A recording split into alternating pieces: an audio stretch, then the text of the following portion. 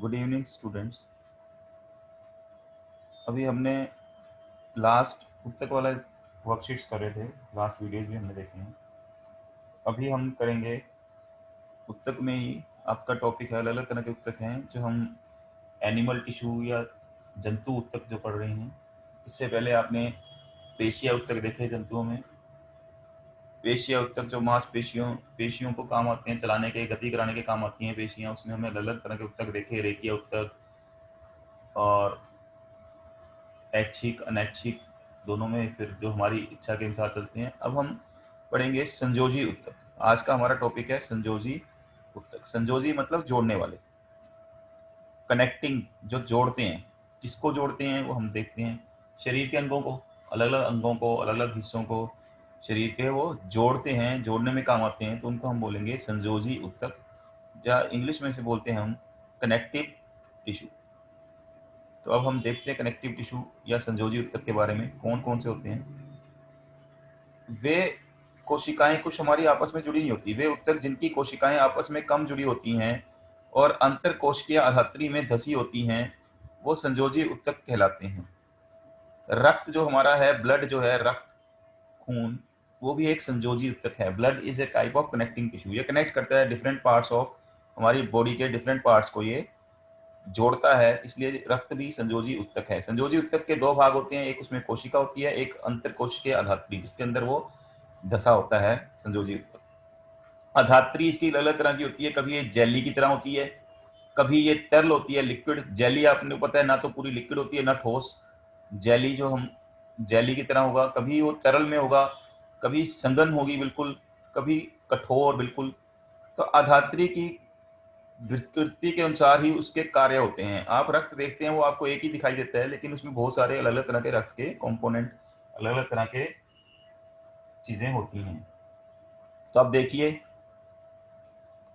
संयोजी उत्तक कौन कौन से हैं हमारे शरीर के अंदर जो हम देखते हैं। रक्त, ब्लड, अस्थि मतलब आप बोन्स, हड्डियां जिनको बोलते हैं, अस्थि, उपस्थि उससे भी छोटी होती हैं, स्नायु, नर्वस टिश्यू, कंडरा, एरियोलर जो हमारे अंदर जगह भरते हैं, भी देखेंगे इसको भी। वसा में एडिपोस टिश्यू जिसको बोलते हैं हम, जो वसा है, वस जो हमारे शरीर की हड्डियों को झटकों से बचा के रखती हैं, वो भी संयोजी उत्तक हैं। तो ये आपके कितने संयोजी उत्तक है? 1 2 3 4 5 6 7 संयोजी उत्तक। रक्त, अस्थि, उपास्थि, स्नायु, कंडरा, एरियोलर और वसामय। अब इनके हम अलग अलग इनके बारे में पढ़ेंगे। रक्त जो होता है हमारा, रक्त के तरल भाग होता है, रक्त का धात्री भाग, जिसके अंदर ये मैट्रिक्स जिसको बोलते हैं इंग्लिश में, जो धक्का धसा होता है, जिसके अंदर ये कोशिकाएं होती हैं, जिसके अंदर संयोजी कोशिकाएं रक्त की मिलती हैं, उस भाग को हम बोलते हैं प्लाज्मा। अगर आपसे पूछा जाए प्लाज्मा क्या है, ये रक्त का मैट्रिक्स तरल भाग है, मैट्रिक्स, जिसमें अलग अलग कोशिकाएं होती हैं। कौन सी 3 कोशिकाएं रहती हैं प्लाज्मा के अंदर? आरबीसी, रेड ब्लड कार्पसल्स, मतलब जो लाल वाली हैं, डब्ल्यूबीसी, व्हाइट ब्लड कार्पसल्स, और प्लेटलेट जिसको हम प्लेट बोल देते हैं कई बार हमारी भाषा में, साधारण भाषा में प्लेट्स। तो ये प्लेटलेट्स हैं, ये इसके अंदर निलंबित रहती हैं। निलंबन आपने पढ़ा है, जो ना तो पूरी, जो सस्पेंडेड, निलंबित उसके अंदर रहती हैं। यह कार्य करता है शरीर में, आपको पता है रक्त के कार्य, ऑक्सीजन, कार्बन डाइऑक्साइड, हार्मोन, जो अपशिष्ट हैं, जो हमारे शरीर में अपशिष्ट बच जाते हैं, पचा हुआ भोजन है, वो ये एक भाग से दूसरे भाग तक लेके जाता है। कौन? रक्त। ये देखिए इनके अलग अलग कार्य हैं। आरबीसी जैसे ये ऑक्सीजन लेके जाता है, डब्ल्यूबीसी बचाता है रोगों से, प्लेटलेट। तो ये आप देखिए, ये है आपके प्लाज्मा। जैसे प्लाज्मा के अंदर ये रक्त कोशिकाएं अलग अलग तरह की, श्वेत रक्त कोशिकाएं, व्हाइट ब्लड सेल, डब्ल्यूबीसी इसको बोला हुआ है, आरबीसी लाल रक्त की कोशिकाएं, और प्लेटलेट ये इसके अंदर धसे होते हैं, इसमें सस्पेंडेड, निलंबित रहते हैं, घूमते रहते हैं। ये आपकी एक आपको एग्जांपल डायग्राम इसकी दिखाई है। ये संयोजी उत्तक रक्त है, उसके बारे में बताया। उसके बाद आपकी आती है अस्थि, हड्डी। जो ये देखिए हड्डी, आपको पता है हड्डियां क्या होती हैं? यह अस्थि मजबूत और कठोर उत्तक होता है, आपको पता है। तो इसकी अधात्री भी कठोर होगी। किसकी बनी होती है हड्डियां? आपको पता है, बहुत बार बोला जाता है कैल्शियम खाएं, फास्फोरस हड्डियों को मजबूत करते हैं। तो कैल्शियम और फास्फोरस की वजह से ये कठोर होती है इसकी मैट्रिक्स, जिसके अंदर इसकी कोशिकाएं धसी होती हैं हड्डी की। ये आपको हड्डी की एक वैसे डायग्राम बनाई हुई वैसी, ये उसका चित्र है। ये इसकी आधात्री, ठोस आधात्री होती है इसकी मैट्रिक्स, जिसके अंदर अस्थि की कोशिकाएं धसी होती हैं, लगी होती हैं। यह उत्तक हमारे शरीर के पंजर, पंजर मतलब बॉडी स्केल्टन, जो आपने लैब्स वगैरह में या कई जगह देखा है, वो स्केल्टन की तरह, जो उसको हम हड्डी अस्थि पंजर बोल देते हैं। तो अस्थि पंजर उसी का मतलब है, हड्डियों का ढांचा बोल देते हैं। वो जो आप देखते हो कई बार लैब में या मूवीज में या सीरियल्स में, तो वो यह उत्तक उस पंजर का निर्माण करता है, जिससे हमारे शरीर को आकार मिलता है। आपके हाथों का आकार, आपकी उंगलियों का देखिए आप, उसमें हड्डियां हैं वो सारी। यह मांसपेशियों और हमारे शरीर के अंगों को सहारा देती हैं हड्डियां। जैसे आप अपने लंग्स देखें, आपके फेफड़े जो है आपको पता है कहाँ हैं, उनके ऊपर देखिए आप, बहुत सारे ढांचा है हड्डियों का। ये अस्थियां एक संयोजी उत्तक इस तरह से उसको सहारा देती हैं। इसके बाद आती है उपास्थि। उपास्थि क्या होती है? उपास्थि जो है, इसकी ठोस अधात्री बनी होती है प्रोटीन और शर्करा की। ध्यान रखें, अस्थि की किससे बनी हुई थी? कैल्शियम और फास्फोरस में। इसमें प्रोटीन और शर्करा, जिसकी वजह से ये मजबूत है लेकिन लचीला भी है। हड्डियां लचीली नहीं होती, हड्डियां नहीं आप मोड़ सकते, ये उपास्थि इसको मोड़ने में सहायता देती है। जैसे आपके कई जगह जॉइंट होते हैं, जोड़ होते हैं, वहां उपास्थि रहती है। जैसे आप घुटनों को मोड़ सकते हैं एक तरफ, दूसरी तरफ नहीं मोड़ सकते, हड्डियां नहीं मोड़ सकते आप। हड्डियों जहाँ जुड़ती हैं वहाँ उपास्थि जो जोड़ती है उनको, वहां से आप इसको मोड़ सकते हो। जैसे उंगलियां आप एक दिशा में मोड़ सकते हैं, दूसरी दिशा में नहीं मुड़ेंगी, हड्डियां वो टूट जाएंगी वहां से। इसकी कोशिकाओं के बीच प्राप्त स्थान होता है। यह कहाँ होता है? नाक में, कान में, कंठ, श्वास नली में भी होती है ये उपास्थि जो आती है। गले में, श्वास नली में, नाक, कान। यह अस्थियों के जोड़ों को चीकना बनाकर यांत्रिक सुरक्षा देती है, नहीं तो ये टूट जाए हड्डियों के जोड़। ये वहां पे भी ये इनको स्मूथ बनाती है, चिकना बनाती है उपास्थि, जिससे कि ये टूटे ना।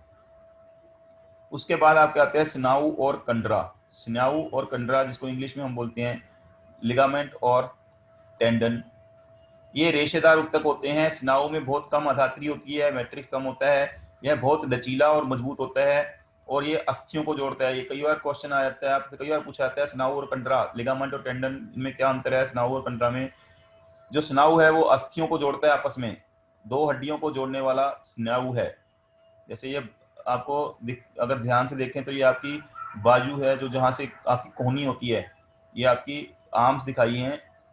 आर्म्स में दो हड्डियां, ये ऊपर वाली, ये नीचे वाली, इनको बीच में स्नायु ने जोड़ा है, ज्वाइंट है। जब इसीलिए हम देखिए, आप कोहनी से बाजू को हम ऊपर की तरफ मोड़ पाते हैं, नीचे की तरफ नहीं मोड़ पाते, ऊपर की तरफ मुड़ती है। तो स्नायु समझ गए आप। स्नायु किसको जोड़ता है? दो अस्थियों को। कंडरा जो होता है वो कम लचीला होता है, और ये मांसपेशियों को अस्थियों से जोड़ता है। ध्यान रखिए, ये अस्थियों को अस्थियों से जोड़ता है स्नायु। कंडरा जो है वो अस्थियों को मांसपेशियों से जोड़ता है। स्नायु जो होता है वो लचीला और मजबूत होता है, और जबकि जो कंडरा है वो कम लचीला होता है, मजबूत होता है लेकिन लचीला कम होता है। आपको यहाँ दोनों दिखाए गए हैं। ये आपको स्नायु दिखाया है, यहाँ देखिए, ये हड्डी को, ये हड्डी है अस्थि एक, ये दूसरी अस्थि, इसको अस्थि को अस्थि से जोड़ता है, ये स्नायु है। ये अस्थि को मांसपेशी, ये मांसपेशी से जोड़ता है, अस्थि को मांसपेशी, ये मांसपेशी यहाँ पे, ये वाली, ये अस्थि है हड्डी, ये अस्थि को मांसपेशी से जोड़ता है, वो कौन है? कंडरा। तो ये आप ध्यान रखें, स्नायु और कंडरा में क्या अंतर है। उसके बाद आता है एरियोलर उत्तक। एरियोलर उत्तक होता है जो आपके खाली जगह है, कई जगह खाली जगह रहती है अंगों के भीतर, उनको भरता है। जो आंतरिक अंग है, आंतरिक अंग अंदर वाले, जैसे आंख आपको बाहर दिखाई देती है, बाहरी अंग है। कान, आंख, ये तो बाहरी अंग है। नाक आपको बाहर दिखाई देता है। आंतरिक अंग जैसे आपके फेफड़े हैं, आपके हृदय है, वृक्क है, किडनी, इस तरह के जो अंग अंदर की तरफ है, उनकी खाली जगह को ये भरता है। यह त्वचा, जो हमारी त्वचा है, सारे शरीर के ऊपर त्वचा है, आपकी स्किन है। मांसपेशियों में जो जगह खाली बची है, रक्त नलिका के चारों ओर खाली जगह होती है, और अस्थि मज्जा वहां पे ये पाया जाता है। बोन मैरो बोलते हैं इसको। ये उसकी एक डायग्राम आपको दिखाई गई है एरियोलर उत्तक की। तो ये 6 उत्तक आपके हो गए। 7वां उत्तक वसामय उत्तक। वसामय क्या होता है? फैट। वसा मतलब फैट, इसको हम इंग्लिश में बोलते हैं एडिपोज टिश्यू।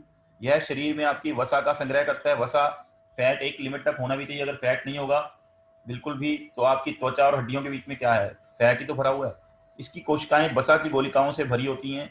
यह त्वचा के नीचे और आंतरिक अंगों के बीच में पाया जाता है। नहीं तो आपके सीधे जो कोई भी चीज लगे तो सीधी आपकी त्वचा को टच होगी किससे, आंतरिक अंगों से। बीच में क्या पाया जाता है, फैट, वसा।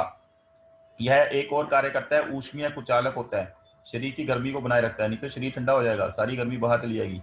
ये फैट जो होता है ये ऊष्म का कुचालक होता है। जैसे आप सर्दियों में, भी सर्दियां आएंगी तो सर्दियों में आप गर्म कपड़े पहनते हो, मोटे कपड़े, ताकि जो ऊष्मा है वो बाहर ना जा पाए। बाहर तापमान कम है, अंदर शरीर से बाहर जाएगी ऊष्मा ज़्यादा, तो शरीर को ठंड हो जाएगी, लगेगी। तो शरीर को बचाने के लिए हम पहनते हैं ये। तो इस तरह से आप समझ गए हो। तो ऐसे ही शरीर के अंदर वसामय उत्तक होता है, जो वसा को संग्रहित करता है और हमारे शरीर में से एक तो ऊष्मा का को बाहर जाने से रोकता है ज़्यादा, दूसरा ये उसको किसी भी झटके से, किसी भी एकदम आंतरिक अंगों को बचा के रखता है।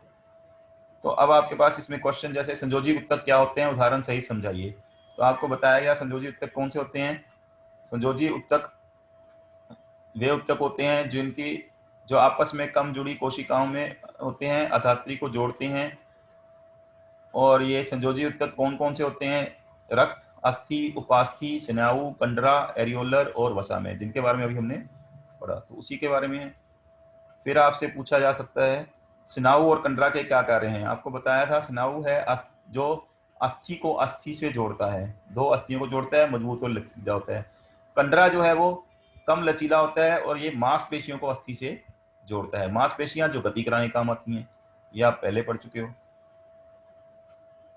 नेक्स्ट है आपका एरियोलर उत्तक और उपास्थि कहाँ पाया जाता है। एरियोलर उत्तक खाली जगह पाया जाता है, जहाँ खाली जगह को भरने का काम आता है, और ये त्वचा, मांसपेशियों के बीच, रक्त नलिकाएं जो होती हैं हमारी, जो रक्त लेके जाती हैं नलिकाएं, उनके चारों ओर और अस्थि मज्जा में पाया जाता है। कौन सा उत्तक, एरियोलर। फिर आपसे पूछा उपास्थि कहाँ पाई जाती है। उपास्थि आपने देखा था नाक, कंठ, ऐसी जगहों पे पाई जाती है। ये रही आपकी उपास्थि। उपास्थि नाक, कान, कंठ, श्वास नली, इनमें भी उपस्थित होती है। तो आप ये समझ गए उपास्थि कहाँ पाई जाती है। इसको कार्टिलेज बोलते हैं इंग्लिश में। ये आसानी से मुड़ जाती हैं, लचीली होती हैं। नेक्स्ट है आपका एक तरल अधात्री वाले संयोजी उत्तक का नाम और उसके कार्य लिखिए। तरल अधात्री किसकी थी, आपने देखा, बाकी ठोस थे। तरल थी आपकी रक्त, जिसमें बहता रहता है। तो तरल अधात्री वाला कौन सा है, रक्त जो है वो तरल अधात्री वाला संयोजी उत्तक है, रक्त। उसके कार्य क्या हैं, यह शरीर में विभिन्न पदार्थों जैसे ऑक्सीजन, कार्बन डाइऑक्साइड, हार्मोन, अपशिष्ट मतलब जो खराब बचे हुई चीजें हैं, पचा हुआ भोजन, इनको एक भाग से दूसरे भाग तक संवहन करता है। तरल धात्री वाला जो हमारे अंदर उत्तक है वो रक्त है। और रक्त के कार्य क्या हैं, ऑक्सीजन, कार्बन डाइऑक्साइड, हार्मोन, अपशिष्ट, पचे हुए भोजन को एक भाग से दूसरे भाग में संवहन करना। आई होप आपको ये समझ आ गया होगा। इसमें